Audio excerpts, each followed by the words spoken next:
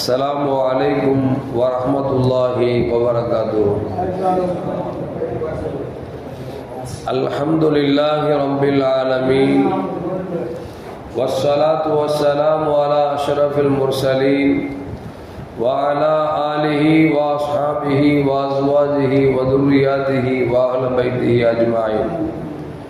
சங்கைக்கும் மேன்மைக்கும் உரிய பெரியோர்களே, சகோதரர்களே, எல்லாம் வல்ல அல்லாஹு ஜல்ல ஜலாலுஹு நாம் செய்யக்கூடிய எல்லா நற்காரியங்களையும் முகஸ்துதியின்றி இஹ்லாஸான முறையில் இறைவனுக்காக மட்டுமே செய்யப்பட்ட நல்வணக்கங்களில் நம் வணக்கங்களை அல்லாஹ் அங்கீகரித்துக் கொள்வானாக.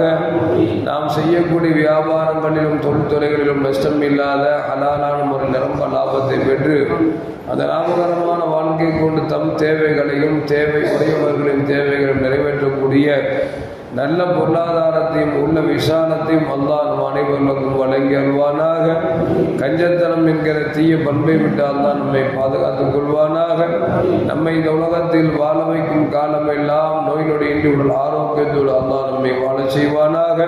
அந்த ஆரோக்கியமான வாழ்க்கை கொண்டு அல்லாஹ் ரசூலை நெருங்கக்கூடிய அனைத்து நல்லவர்களையும் புரியக்கூடிய நல்ல முத்தகின்களின் கூட்டத்தில் அல்லாஹ் நம்மை ஆக்கி அருவானாக. திடீர் மரணங்களை விட்டும் தீய மரணங்களை விட்டும் நம்மையும் நம் குடும்பத்தையும் நம் சமூகத்தையும் அல்லாஹ் உண்மையான முறையில் பாதுகாத்துக் கொள்வானாக. மருத்துவமனையில் செலவினங்களை விட்டும் வேதனைகளை விட்டும் அல்லாஹ் நம்மை காத்தருவானாக. நம்மில் யாரெல்லாம் நோயால் பாதிக்கப்பட்டு வீடே கதி என்றும் ஆஸ்பத்திரியை கதி என்றும் அல்லல் பற்றும் அவதியுற்று வருகிறார்களோ அந்த மக்களுக்கெல்லாம் அல்லாஹ் வெகு விரைவில் நோயை போக்கிவிட ஆரோக்கியத்தோடு வழங்குவதோடு அவர்களை கொண்டு அவர் குடும்பத்திற்கும் சமூகத்திற்கும் நல்ல பலன் தரக்கூடிய மக்களால் அல்லாஹ் ஆக்கி அருவானாக. நாம் இந்த உலகத்தில் வாழ்ந்து மறைகிற நேரத்தில் லா இலாஹ இல்லல்லாஹ் முஹம்மது ரசூலுல்லாஹ் என்ற கலிமாவை மொழிந்து ஜன்னத்துல் ஃபிர்தௌஸை கண்ணால் கண்டு அகமகிழ்ந்து செழித்த வண்ணமாக வர்ணிக்கக்கூடிய நல்வாக்கியம் பெற்ற மக்களில் அல்லாஹ் நம்மை ஆக்கி அருவானாக. மரணித்தும் மரணிக்காத இறைநேசர்கள் கூட்டத்தில் அல்லாஹ் நம்மை ஆக்கி அருவானாக.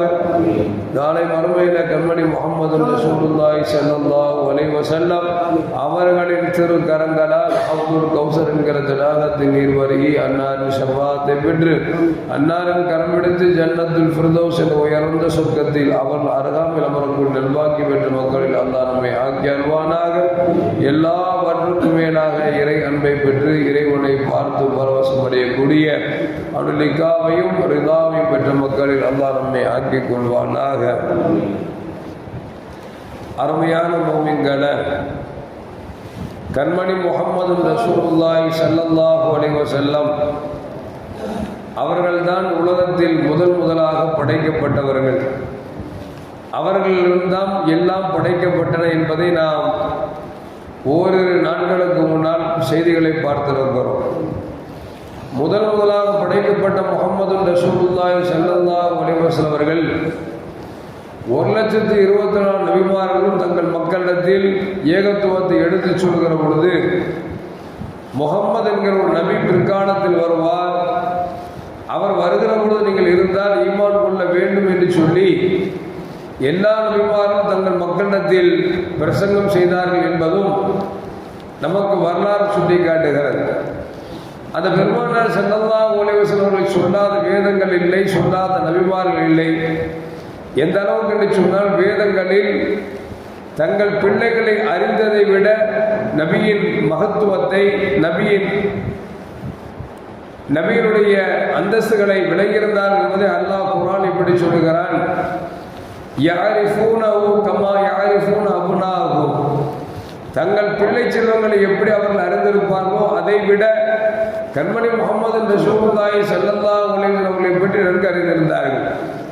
நம் பிள்ளை உங்களை காணாம போச்சு வச்சுங்களேன், நடையை பார்த்து விளங்கிக்கலாம், அழகையை பார்த்து விளங்கிக்கலாம், போட்டிருக்கிற ஆடையை பார்த்து விளங்கியிருக்கலாம். ஏன்னா பெத்த தகப்பனுக்கும் தாய்க்கும் நன்றாக தெரியும் எப்படி தன் பிள்ளையை அங்க அடையாளங்களை வைத்து பாவனைகளை வைத்து செயல்பாடுகளை வைத்து விளங்கிக் கொள்கிறோமோ அதை விட மேலாக கண்மணி முஹம்மது ரசூலுல்லாஹி ஸல்லல்லாஹு அலைஹி வஸல்லம் அங்க அடையாளங்களை பற்றி அவர்கள் செயல்பாடுகளை பற்றி அவர்கள் பிறப்புகளை பற்றி எல்லா வேதங்களிலும் சொல்லப்பட்டிருந்ததால் அந்த மக்கள் நன்றாக அறிந்திருந்தார் என்பதை அல்லாஹ் குர்ஆனில் சொல்லி காட்டுகிறார்.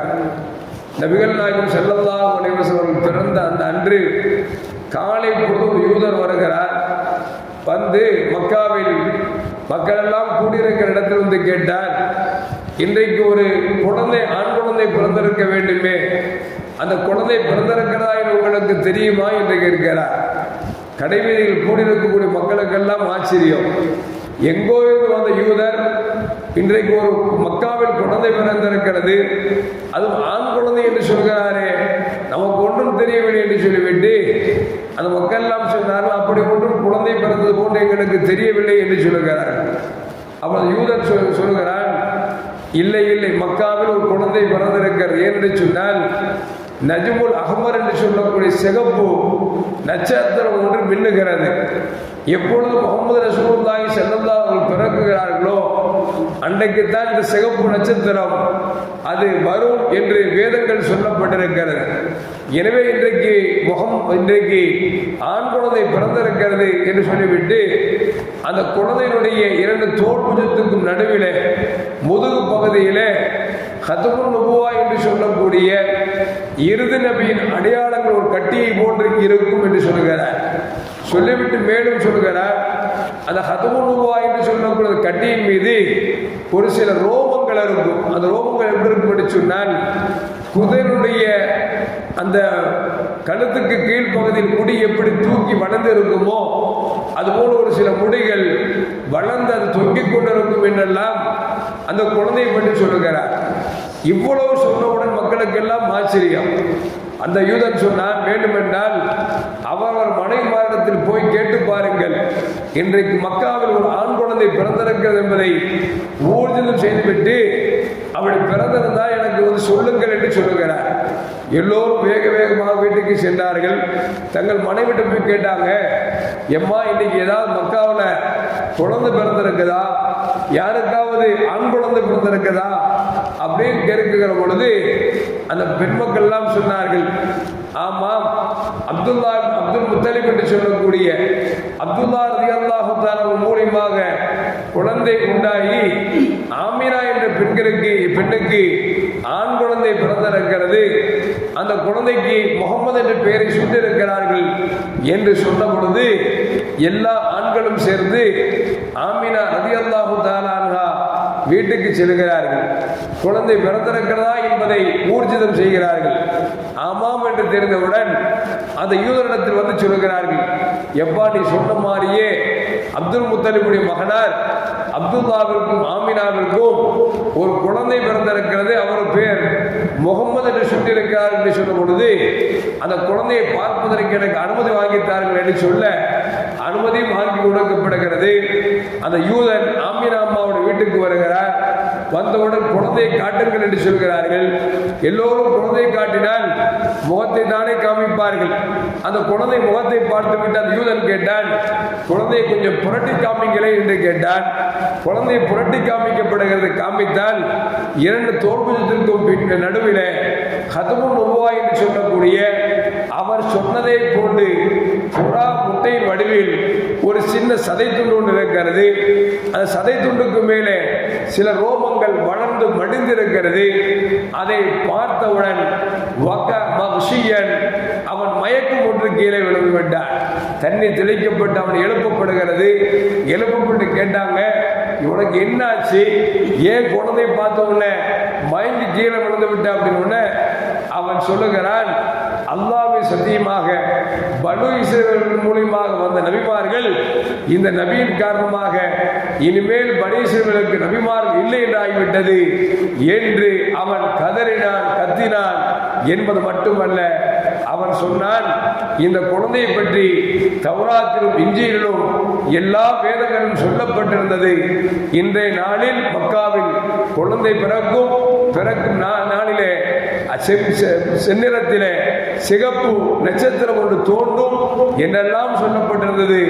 உண்மையில் அது அப்படியே நடந்துவிட்டது என்று சொல்லி அவன் வருத்தப்பட்டு வேதனைப்பட்டு விட்டு சொல்லிவிட்டு சொன்னான், இந்த செய்தி உலகமெல்லாம் பரவும், இந்த குழந்தையை பாதுகாத்துக் கொள்ளுங்கள் என்று சொல்லிவிட்டு அந்த யூதன் சென்றான் என்ற ஒரு வரலாற்றை பதிவு செய்யப்படுகிறது என்று சொன்னார். அருமையான முஃமின்களே, மக்காவில் வாழுகிற மக்களுக்கு யாருக்கும் தெரியாத செய்தி வெளியூர் வந்த அந்த யூதனுக்கு எப்படி தெரிந்தது என்று சொன்னால், எல்லா வேதங்களிலும் மொழியப்பட்டதால் முகமது முஹம்மது ஸல்லல்லாஹு அலைஹி வஸல்லம் அவர்களை பற்றி நன்கு விளங்கியிருந்தார்கள். அதைத்தான் அல்லாஹ் சொல்வார், யஅரிஃபூனஹு கமா யஅரிஃபூன அப்னாஹும். அவர்கள் எந்த அளவுக்கு பெருமானார் விளங்கியிருந்தார் என்று சொன்னால், தங்கள் பிள்ளைகளை விட நபிகள் நாயகம் ஸல்லல்லாஹு அலைஹி வஸல்லம் அங்கங்களை பற்றி நன்கு விளங்கியிருந்தார் என்பதை அல்லாஹ் குர்ஆன் சொல்லி காட்டுவது போன்று பல வேதங்களை கரைத்து குடித்தவர்கள், படித்தவர்கள் விளங்கியிருந்தார் என்பதை வரலாறு நமக்கு சொல்லி காட்டுகிறது என்று சொன்னால், அருமையான மக்களே, உலகம் தோன்றியிருந்து எத்தனை நபிமார்கள் இந்த உலகத்திற்கு தீர்க்க தரிசிகளாக வந்தார்களோ அத்தனை பேர்களும் சொன்ன செய்திகள் தான் முஹம்மது ஸல்லல்லாஹு அவர்கள் கிபி 571 மக்காவில் பிறப்பார் என்பது அல்லாஹ்வால் எல்லா நபிமார்களுக்கும் வழங்கப்பட்ட செய்தி. அப்படிப்பட்ட கிடைக்கப்பட்ட பெருமானார் ஸல்லல்லாஹு அலைஹி அவர்களை நாமும் முழுமையாக விளங்க வேண்டும். முழுமையாக விளங்குவதன் மூலியமாக எந்த வாழ்க்கையை நமக்கு கற்றுத்தந்தார்களோ அந்த வாழ்க்கையை முழுமையான முறையில் பின்பற்றி நாளை மறுமையில் பெருமானார் நம்மை பார்த்து பரவசம் அடையக்கூடிய அளவிற்கு நம் வாழ்க்கையை ஆக்கிக் கொள்ள வேண்டும். எல்லாம் அல்லாஹ் ஜல்ல ஜலாலுஹு நபியின் நேசத்தை என்றென்றும் நெஞ்சிலே நிரப்பமான அனைவருக்கும் வழங்கி அருள்வானாக. அஸ்ஸலாமு அலைக்கும் வரஹ்மத்துல்லாஹி வபரகாத்துஹு. ஸல்லல்லாஹு